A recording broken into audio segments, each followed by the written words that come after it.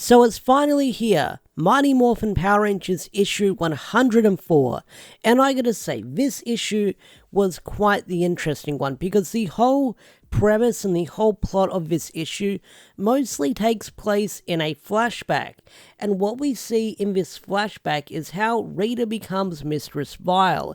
But not only that, I really enjoyed what Melissa did with the character interactions. You kind of see the chemistry that Rita and her father has. You get to see Divatox in this issue, which we'll get to in a bit.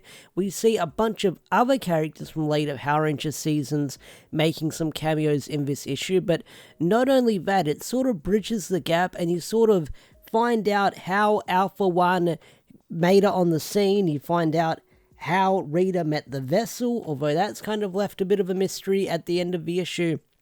But not only that, this issue, with the story that Rita was telling to Matt, it kind of sets up on the path she wants him to go on. And I'll talk about that in the review with my thoughts on the whole Matt situation, because every time I bring it up in a preview or a theory discussion, a lot of people get upset about it, but I'm going to break it down and give my opinions on it, but probably try and persuade other people's opinions and sort of make them think that this isn't another Tommy situation. Rita has plans for Matt, but it's not going to go in the same direction as Tommy Oliver. I don't think she's wanting to do a Green with Evil 2.0. She wants to go in a different direction with Matt and make him the next host for Dark Spectre. And that's kind of the plan she sets up in this issue throughout the flashback. So let's start from the beginning and move forward. So the issue opens up with the Master Vile spaceship towing the Dragon Zord through space. And I gotta say, it's a really funny visual of seeing the Dragon Zord being towed through space with a spaceship shaped like Master Vile's head. I gotta say, it's a really wacky visual. I freaking love it. But inside the spaceship, you've got Rita trying to manipulate Matt to come to her side. Now you've got this giant green cloud around him, and there's been a lot of mixed opinions with this in the fandom.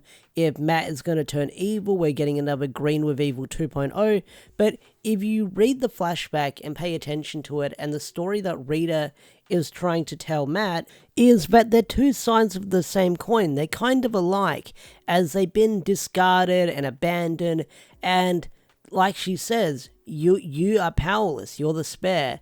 Wouldn't you like to be enough? So she's trying to convince him that he is worthy to be his own. Like, he doesn't need to rely on the others, because she sort of makes it seem like they've abandoned him. And a lot of people, like I mentioned before, they're worried that this is going to turn into a Green with Evil 2.0. But if you go back and read the Ryan Parrott run, one thing that Rita was upset with when she had Tommy under his control is he was kind of like a mindless puppet that would agree with her when she would ask an opinion. Like, Tommy would say, yes, Empress, yes, my mistress, and such. With Matt, she's kind of using emotional manipulation to sort of make him turn to her side. And the thing with Matt, he is the new Green Ranger. He is sort of part of the team, but he's not part of the team. And she's making it seem like that the others don't need Matt, and they've abandoned him. So, no doubt about it, she's sort of softening him up if he's going to be the vessel for Dark Spectre. So, that should be really interesting to see if Matt does become a vessel for Dark Spectre, because that's been my speculation for the longest time, and I think it's been hinted at with the solicitations. We just don't know yet. But I think we're not going to get a Green with Evil 2.0 where Tommy's like evil for the sake of being evil. I feel like this is going to be Matt sort of turning to the dark side because Rita sort of messed with his head and played a shit ton of mind games with him by making it seem like that his friends had abandoned him, and him and Rita are two sides of the same coin, and they're not so different after all. That's my speculation. That's my TED talk for the Matt thing. But let's dive into this flashback, because the flashback is quite the interesting thing to talk about. It's like the main meat and potatoes of this issue as we see how Rita becomes Mistress Vile. So the flashback opens up with Rita sort of reflecting on her life as she's in the dumpster that Lord Zed trapped her in.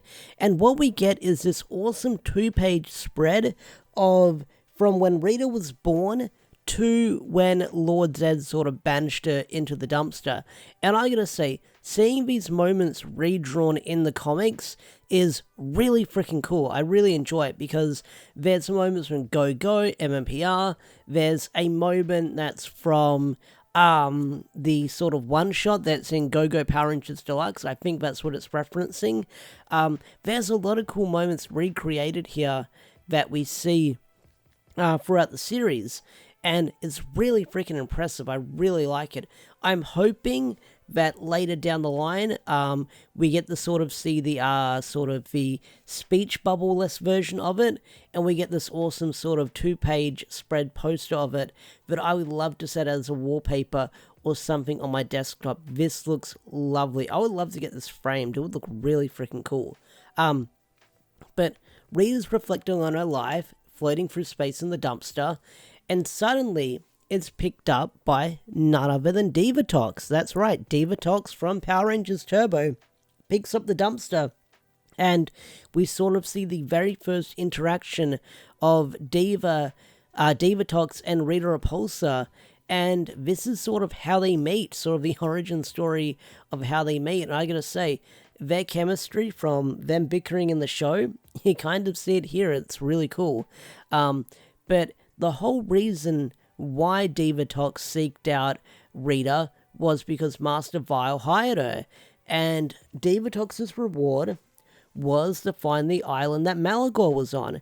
And I gotta say, that's a really nice touch that Melissa put in there, because it ties into why Divatox is here and how she kind of finds out the location of Malagor.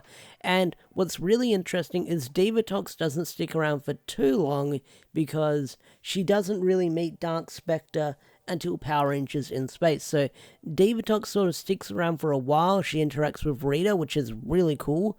I like that a lot, but then after that she's gone. But I gotta say, I really like seeing Divatox show up in this comic. I never thought we'd actually see her.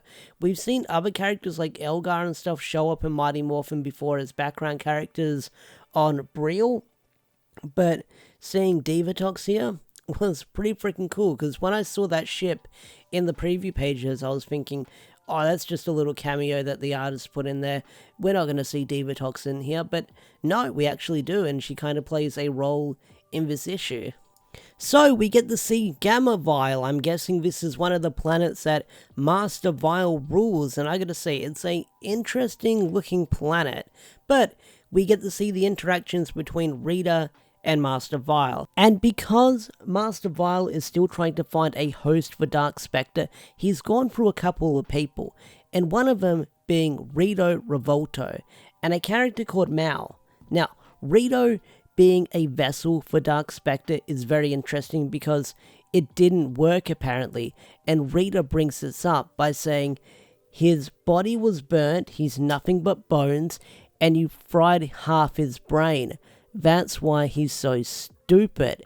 And that's a really interesting touch to the lore, because I thought that Rita was burnt because of that story that Rita told in Go-Go with the pet dragon, but no, apparently it's because Master Vile tried turning his own child into a host for Dark Spectre, which is something he's been doing, like fucking women and plowing women and sort of making this offspring to be the vessel for Dark Spectre, and that's sort of been his motivation throughout the series, or throughout sort of to bring back Dark Spectre, which is a really interesting note.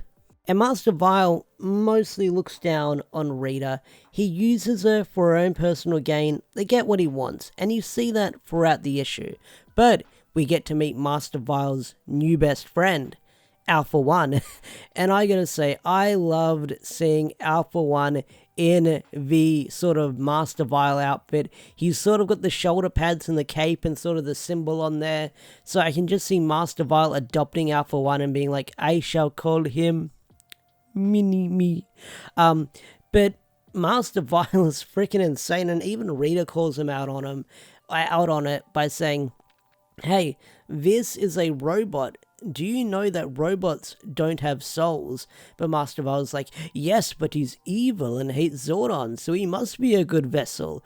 And Rita's like, God damn it. But even Alpha One thinks he's suitable for being a vessel, but Rita's like, it's not gonna work. Even if you do have a soul, Alpha One, Dark Spectre is going to rip it apart and you'll be left to nothing. But Alpha One's like, oh yes, but I hate Zordon and I must destroy the Rangers. And Rita makes a comment saying, hey, you're a survivor. You survived Zordon and you survived being defeated by the Rangers. You and me are kind of alike. We've got that in common. We're both survivors. Keep that in mind. So Rita's got this mindset throughout the issue is, I'm a survivor. And you kind of see that near the end of the issue where she sort of uses this story to sort of help persuade Matt turn to the dark side. But Master Vile is dead set on making Alpha One the frickin' vessel for Dark Spectre, which is really interesting. I do like that. But what we do get to see is Rita in this sort of different outfit that's not her usual one. It's kind of like a robe and a hood, and we get to see her white hair, which I really like this look for Rita. You do see it in the one shot in the Go-Go Deluxe of Rita in the white hair outfit, and I gotta say it's pretty cool because it's Rita without the silly goofy hat. It looks pretty snazzy, I will say that. But we have freaking Dark Honda showing up on here with some freaking, is it Quantrons from not Lost Galaxy, in space. We see them here, which is pretty cool. But of course, Alpha One cannot be a suitable vessel for Dark Spectre. And an interesting note is we see the character we saw in the Psychotic one-shot, the one that Dark Spectre sort of possesses and talks through. We have no idea who this character is and how they got there. We just know that Dark Spectre uses them as a vessel from here to there whenever Dark Spectre makes this appearance on the lava planet. So Rita turns on frickin' Master Vile. She's like, I've had enough, you're talking a lot of shit about me. And Master Vile is talking a lot of shit about Rita, saying she's worthless, she's sort of not that great, she's smart, but she's not the best, you know. He's sort of talking down on her and sort of doubting her ability. So Rita turns on her own father, but doesn't kill him, which is interesting. We'll sort of get to that in a bit. But I do like the sort of back and forth and the fight that Master Vile and Rita has, and Rita is probably not strong enough to defeat Master Vile at this point, so Alpha One steps in and stabs Master Vile, but Master Vile does not die, and Rita basically removes the memories of Dark Spectre in this event from his mind, which is really interesting. But I do like how sort of Alpha One comes to the aid of Rita to help her out, which I thought was really cool, because he sort of takes that lesson that she told him a couple of pages ago, and he makes a choice. He chooses a side, which is Rita. But Rita says, hey, I'm not going to be your vessel. I am Mistress Vile. I'm going to sort of carry on my birthright and do what my father was set to do, but better. And then we get this awesome transformation on how we see Rita Repulsa turning into Mistress Vile. And once again, I freaking love the outfit. And I like seeing the origin of this story, because I knew that Dark Spectre would give her some kind of upgrade later down the line, but seeing how we get to this moment is really cool as well. So the flashback ends with Rita and Alpha One going to the planet Berserk, and what they find on this icy planet is the vessel trapped in ice. And Alpha One questions, what is that thing and how is it going to help us? And Rita says, that is nothing but a trophy now. It is a tool that will help us. You need not to be afraid of it. To take hold of our destiny, So that's where the flashback ends, and then the final page is her sort of telling that story to Matt, saying, hey, you've been discarded, you've been left behind, you are powerless, you're the spare, wouldn't you like to be enough? So that's where it ends. Overall, I really enjoyed this issue, and seeing how we finally got to see how Rita became Mistress Vile was a really interesting backstory that Melissa told. Seeing the character she brought into this flashback was really freaking cool. And I'm excited to see where it's going to go next, because reading the solicitations of 105 and 106, stuff is going to go down. And I can't wait to see where Melissa is taking this recharge story arc with all these players coming into the game moving forward. And I'm guessing the next story that we're probably going to find out is what happened to the Omega Rangers, and then maybe we'll jump back to the Alpha 1 stuff where the Mighty Morphin team ran into them on that planet. But overall, this was a solid issue. Once again, I'm enjoying the Melissa run, I'm loving it, and I can't wait to see where it's going to go next. So, what did you think of Mighty Morphin Power Rangers issue 104? Love it? Hate it? Tell me in the comment section down below.